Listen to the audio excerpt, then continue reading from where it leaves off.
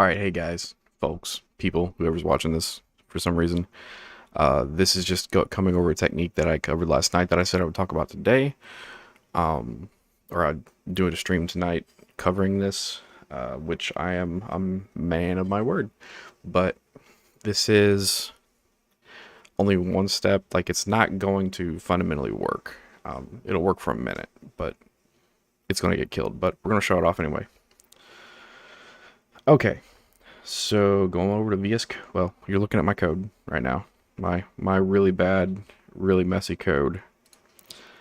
So the only thing that we really want to change here is this, which is our shellcode, obviously.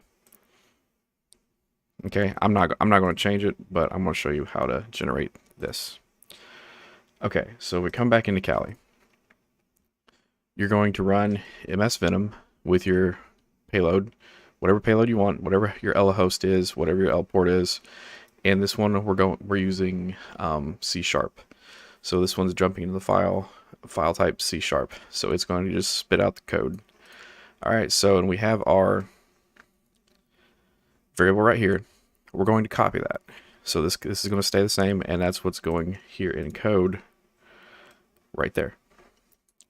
And obviously, if you see, I changed mine from buff to woot because I didn't want maybe buff gets picked up by AV. Maybe that's a trigger in the signature. I don't know, but we changed that there. Basically, this is just a C shell runner script or a shell run script. So all it's going to do is run the shell code. All right, back to Kali. We're not going to copy the brackets.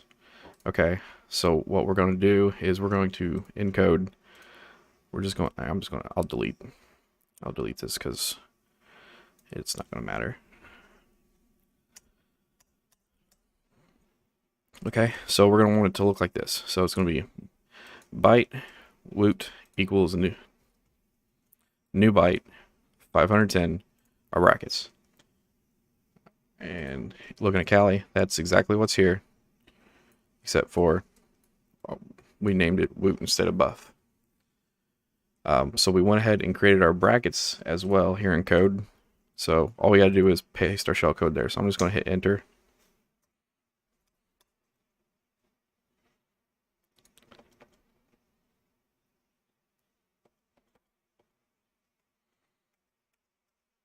It's not going to matter anyway. All right, so we're going to copy out in Kali. We are going to copy our shellcode output, just the output, in between the brackets. We're going to copy that. And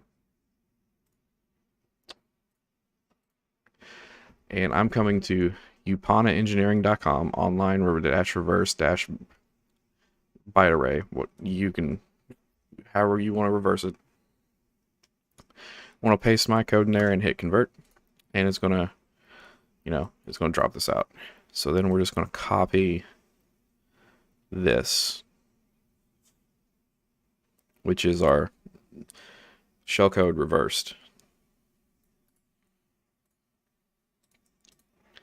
Then come into Visual Studio Code, and I'm going to drop it right there. Okay, so that's our shellcode. All right, now since it's reversed, we have to flip it back. That's what we're doing right here. Array.reverse woot is our array, and then it spits into the code as normal.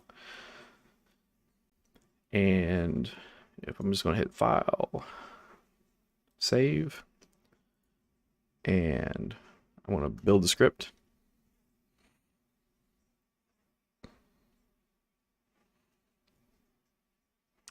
All right, the script is built. Now I'm going to go back into Kali. I'm going to quit this. And I am just going to do MSF console, and that is the listener that I'm using. Basically, this is a listener that's spit directly out of revshells.com. So run it. It's going to start up and start a Meterpreter session. or a listening session. It's not starting a Meterpreter session, but it's going to listen. Put my hand on my hip while I wait for Metasploit to load. Alright, so console started. Alright, now this is where it's going to... We've beat the antivirus, but we didn't beat AMSI. So I'm going to run the shellcode. There you see the stage being sent. And we have a shellcode. Who am I?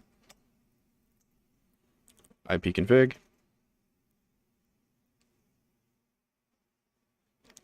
It's eventually going to get shut down by AMSI.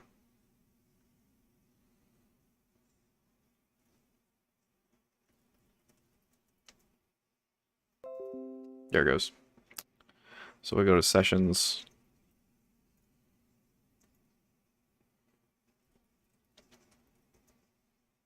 So session 1 closed, reason user exit. Alright, so AMSI killed it because AMSI scans memory for virus signatures, which this is obviously being picked up because it's a Metasploit it's a Meterpreter payload. So gotta come up with a way to evade AMSI now.